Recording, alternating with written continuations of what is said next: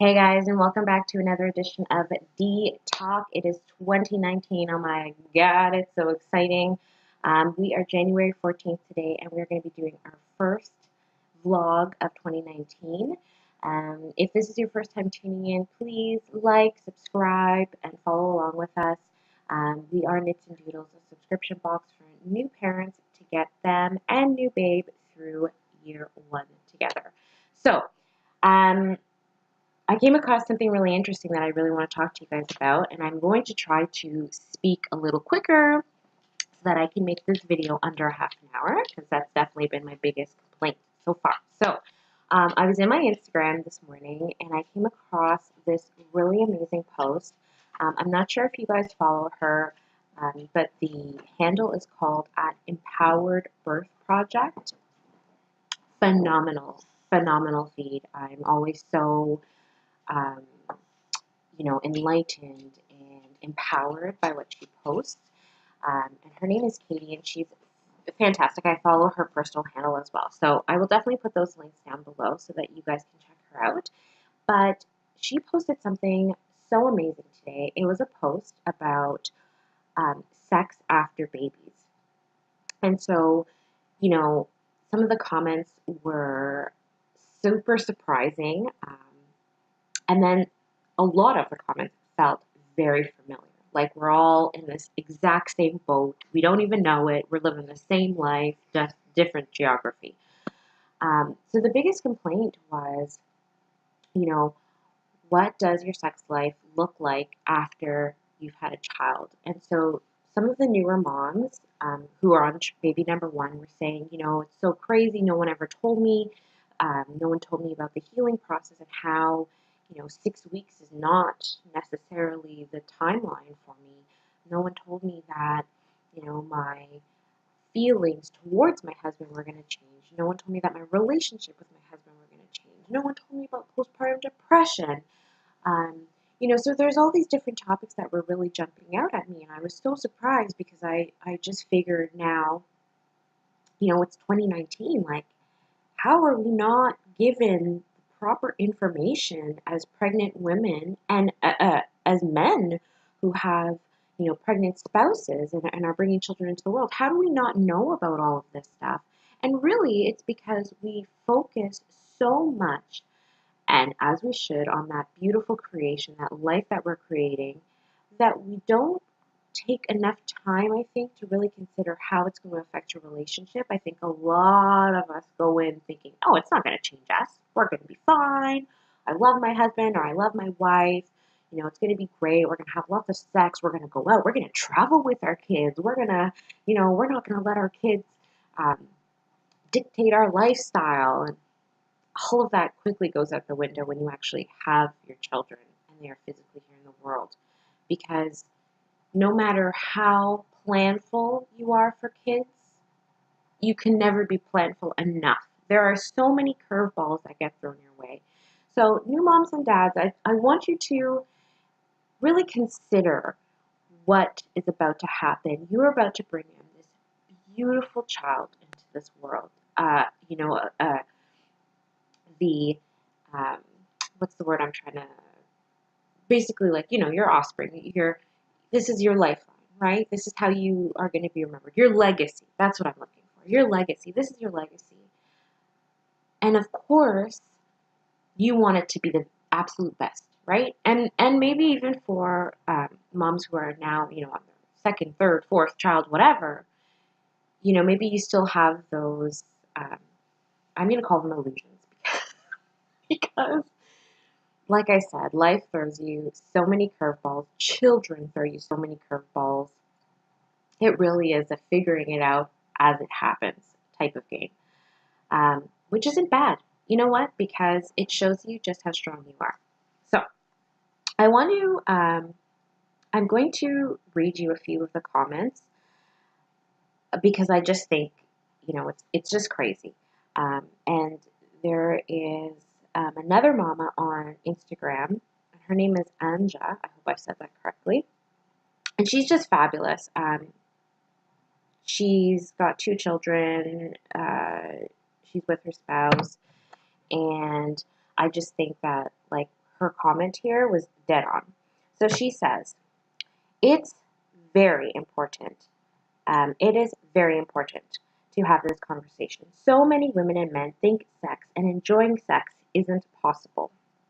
I have 2 kids, and sex was more enjoyable postpartum for me than it was before I had kids. It feels like I have a new vagina after every child. I love that. I love that. Our sex life is thriving because we adjusted our expectations. Sex with kids sometimes means there's a newborn sleeping nearby, or maybe you're having sex in a bed with crumbs from your toddler's snacks or their toys. Literally happened the other night. Sex post kids may have to be a little quickie in the bathroom while your kids are playing, but you have to make the time for it. It's easy not to feel sexy the way you did before kids. But for me, having sexuals with my husband makes me feel sexy in my postpartum body. So important. My confidence soars when we are intimate, and he is touching the parts of my body I feel the most insecure about because he touches them with love and acceptance. Wow, amazing. I love that comment. And this is really what sparked this whole idea to really have this conversation with you guys because there's a few things I think that were really good in this. So I'm going to address a few things that she says. So the fact that, yeah, it is hard to have sex with kids because they always need you. Young children, they always need you for something. So you can have a baby, a newborn, so fresh, so nice, and you think, you're feeling good down there, and you think, okay, we're gonna do this. Baby cries, they're hungry, they want a nurse, they've pooped, they just need you, and so sometimes you don't always get that opportunity. But if baby is sleeping, like she said, sometimes baby needs to be nearby. So, for example, for me, Evangeline usually sleeps in a bassinet, or not, sorry, not usually. She sleeps in a bassinet right beside my bed. Literally, I pull the bassinet up so that it's right by my head so I can hear any stirring, anything. That doesn't mean that I don't want to be intimate with my husband, right? Who's also on my other ear, sitting in the bed right beside me. So yeah, sometimes, you just gotta push the bassinet just a little, little step away so that you can get intimate with your husband. Um, Same thing goes for though if you have older kids. So for example, my 2.5-year-old, there'll be times that we think, okay, both kids are sleeping, they're in bed, we're gonna try, and then Olivia wakes up. So it's gonna happen. Um, for those of you who are like, ew, she gets sexual with her husband, and the baby's in the bassinet right beside you, like, yeah, get over yourself because that's sometimes what you need to do, okay? There's nothing gross about it. It's not like my child is watching me make love with her father. We're literally doing it as quietly as can be. My baby's sleeping. She's in the bassinet. The bassinet is a cover. She can't see anything. So relax. Like, they don't know what's going on. It's not going to scar them. Just relax yourself. So the next point that I really loved here was she said that it feels like I have a new vagina after every kid. I love that. And it's kind of true for me. It wasn't true for me after I had my first. After I had my first, it did take me quite a while to recover down there. Um, I'm not going to say down there, for my vagina to recover from childbirth. It did take me a little bit, but I will say that after this baby, everything is heightened. And I don't know if it's because I'm breastfeeding, if that's why, but like I'm very sensitive to touch. So um, my vagina has developed a new sensitivity. And I also find that I can do better with less um, like hand stimulation and really just enjoy intercourse and penetration as opposed to having him, uh, you know, as opposed to having us foreplay. beforehand. So, like I'm ready. And I say I'm ready, but I do have to be in the mood. I have to be showered. Things kind of have to go a certain way for me in particular. But when it's go time, and there's no hesitation because of all this heightened sensitivity I have in my body. So I don't know if it's because I'm breastfeeding, like I said, and to me, because this is the first time that I've been able to breastfeed successfully, it still throws me off a little bit because when him and I are intimate, if he's grabbing my breasts, they are very sensitive to touch. And so sometimes it throws me off because I'm like, ugh, baby thoughts, baby thoughts. I'm thinking of nursing, like, ugh. But usually it's okay. Usually, like, it doesn't really bother me. Um, it's just so weird because like now it kind of feels like my boobs are reserved for my baby. But like I said, I still have a toss up about it. But the vagina region, she's all ready to go. No problems. Um, and then the last point I just wanted to touch on was that my confidence soars when we are intimate and he's touching the parts of my body I feel the most insecure about because he touches them with love and acceptance. It is so important, because baby number two, for me, I've put on a lot of weight and I'm having a really hard time losing it. I shouldn't say I'm having a really hard time. I have not attempted to lose it as yet because I was so under this illusion that breastfeeding was just going to help me shed all that weight. But I had weight from baby number one, plus now with baby number two, plus with breastfeeding, my eating habits are all over the place, and I do eat a lot of carbs. Just they're around. I need to eat. Um, and my doctor did give me permission to give in a little bit to my cravings. So I'm taking that and running with it.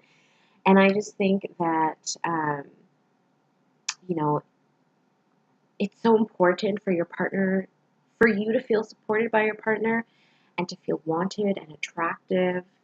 And my husband has done an amazing job at that. Even though we're not intimate all the time, we're we're not having intercourse all the time, but we are intimate. So we snuggle. We make sure that when we're watching a movie, we get close and cuddle up, or we do give each other little touches and we kiss and that kind of stuff. I just don't always feel like having actual intercourse because usually I haven't showered, so I'm just like, don't come near me. But you know, having a supportive partner who's backing you up is so important because, and it goes for both ways. It goes for men and women because a lot of the time what I've encountered is that women kind of lose themselves in their children and they start to ignore their partner. Now, I know for a lot of women, myself included, when I first heard that, I thought, like, what? Like, he's a full grown man. Like, if he can't get it together to realize that I have this new child here to look after, then he can go F himself. Well, that's good and fine to say, but the reality is that when you, as the other partner, want that intimacy, that person might not be available because you've discarded them. So it's a two-way field, right? Or a two-way field, a two-way street. You need to make sure that you are connecting with your partner still and that both parties still feel attractive, loved, secure. Like that still needs to happen in that partnership. Otherwise, it will start to reflect in your marriage and in how you relate to your children. And it could also comes out when they're a little bit older. So all of this to say, guys, is that I really want to have this conversation with you. I really want to see, how people are doing out there. How are other women and men handling sex postpartum? Are you having it? Has it been strained? Um, I know there is a lot of expectation around that 6 week mark, but again, that's not realistic for everybody. You took almost an entire year to grow this human in your body. Your vagina might not just recover just like that. Like my most hated line in the vast world of babies is, oh, well, you got to bounce back. Bounce back from what? You just had a child. There's no bouncing back, okay? It's literally like you need to allow your body to have the time it needs, whatever that timeline looks like, to heal properly. Otherwise, you're going to be messed up for life. So take the time now. Do it together. Do it as partners. You had sex together. Now you need to do this together. And really just take that time. If you feel like you can't jump back into it, jump back into it. If you feel like you can't have intercourse after that 6-week mark, don't beat yourself up. I feel like, we're doing a really good job at shaming ourselves, and you shouldn't be ashamed because your body just committed the most beautiful and miraculous act of life. So take all the time you need, but do not neglect your partner. So again, let's talk about this, guys. I would love to see some comments down below, letting me know what your experience was. Share with us. Let us know, because I think it's so important that other parents know that they're not alone, because I feel like that's usually what it is. Usually you're inside your head and you're just thinking, I'm the only person not having sex. That's super not true. So comment below. Let me know if you like this video. Give me a thumbs up. Subscribe. Hit us up on at Knits and Doodles, Doodles with 3 O's, on Instagram, Facebook. www.knitsanddoodles.ca is the website if you guys are looking to subscribe for your baby box. And I will see you next time on Detox. Bye, guys. Thanks for joining.